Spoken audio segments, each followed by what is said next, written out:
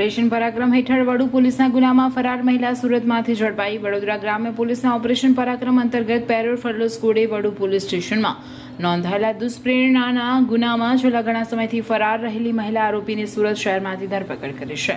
પકડાયેલી આરોપી મનીષાબેન કિશોરભાઈ વિષ્ણુભાઈ હરિયાણી હાલ સંતોષનગર કાપુદ્રા ખાતે રહે છે અને મૂળ અમરેલી જિલ્લાના ખાંભા તાલુકાના ભાવડી ગામની રહેવાસી છે।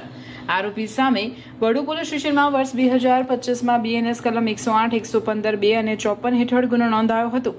ગુનો નોંધાયા બાદથી તે પોલીસ પકડથી દૂર હતી। પેરોલ ફરલો સ્કૂલના પીએસઆઈ એસજે જોતના માર્ગદર્શન હેઠળ ટીમે નેટગ્રીડના ગાંડીવા પોર્ટલ, ટેકનિકલ સર્વેલન્સ અને હ્યુમન સોર્સની મદદથી આરોપી સુરતમાં હોવાની માહિતી મેળવી હતી। ત્યારબાદ કાપુદ્રા વિસ્તારમાં વોચ ગોઠવી મહિલા આરોપીને ઝડપી પાડી વડુ પોલીસને સોંપવામાં આવી હતી। આ કામગીરીમાં પીએસઆઈ એસજે જત સહિત પેરોલ ફરલો સ્કૂલના અધિકારીઓ અને કર્મચારીઓ મહત્વપૂર્ણ ભૂમિકા ભજવી હતી।